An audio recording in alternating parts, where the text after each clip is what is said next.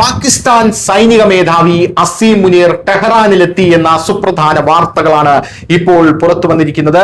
യുഎസും ഇറാനും തമ്മിലുള്ള രണ്ടാം ഘട്ട ചർച്ചകൾക്കുള്ള ഒരുക്കങ്ങൾ നടത്താനാണ് ഇപ്പോൾ അസീം മുനീർ ഇറാനിലെ ടെഹ്റാനിലെത്തിയിരിക്കുന്നത് എന്നും നമുക്ക് മനസ്സിലാക്കാൻ സാധിക്കുന്നു.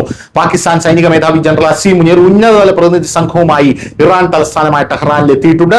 ഇരു രാജ്യങ്ങളും തമ്മിലുള്ള ഉഭയകക്ഷി സുരക്ഷയും തന്ത്രപരമായ ബന്ധങ്ങളും ശക്തിപ്പെടുത്തുക എന്നതാണ് ഈ സന്ദർശനത്തിന്റെ പ്രധാന ലക്ഷ്യം.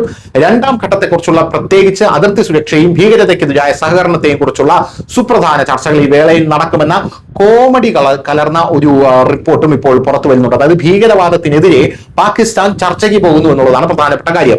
ഇറാനിയൻ വാർത്താ ഏജൻസി റിപ്പോർട്ട് അനുസരിച്ച് നേരത്തെ ഇറാൻ വിദേശകാര്യ മന്ത്രാലയ വക്താവ് ഇസ്മായിൽ ബഖായി ഒരു ആഴ്ചതോറുമുള്ള പത്രസമ്മേളനത്തിൽ ടെഹ്റാൻ ഉടൻ തന്നെ ഒരു പാകിസ്ഥാനി പ്രതിനിധി സംഘത്തെ സ്വാഗതം ചെയ്യുമെന്നും അവർ ഇസ്ലാമാബാദിൽ നടക്കുന്ന ചർച്ചകൾ മുന്നോട്ട് കൊണ്ടുപോകുമെന്നും സ്ഥിരീകരിച്ചിരുന്നു.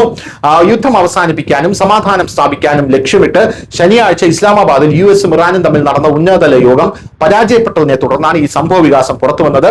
ഇറാനുമായിട്ടുള്ള രണ്ടാം ഘട്ട ചർച്ചയെക്കുറിച്ചും ട്രംപ് സൂചന നൽകി. അതേസമയം ചൊവ്വാഴ്ച ന്യൂയോർക്ക് പോസ്റ്റ് നൽകിയ അഭിമുഖത്തിൽ യുഎസ് പ്രസിഡന്റ് ടെഹ്റാനുമായുള്ള എല്ലാ ഘട്ട സമാധാന ചർച്ചകൾ ഈ ആഴ്ച പുനരാരംഭിക്കും എന്ന് സൂചിപ്പിച്ചിരുന്നു. ഹോർമൂസ് കടലിടുക്കിലെ ഇറാനിയൻ തുറമുഖങ്ങളിൽ യുഎസ് നാവികസേന ഉപരോധം ഏർപ്പെടുത്തിയ സമയത്താണ് ഇത് സംഭവിക്കുന്നത് എന്നുള്ളതാണ് ഈ സമയത്തിന്റെ ഏറ്റവും വലിയ പ്രത്യേകത എന്ന് പറയുന്നത്. ഇറാന്റെ സമുദ്ര വ്യാപാരം തടസ്സപ്പെടുത്തുക എന്ന ലക്ഷ്യത്തോടെയാണ് ഈ യുഎസ് നടപടി എടുത്തിരിക്കുന്നത് എന്നുള്ളതാണ് മറ്റൊരു പ്രധാനപ്പെട്ട കാര്യം. News desk.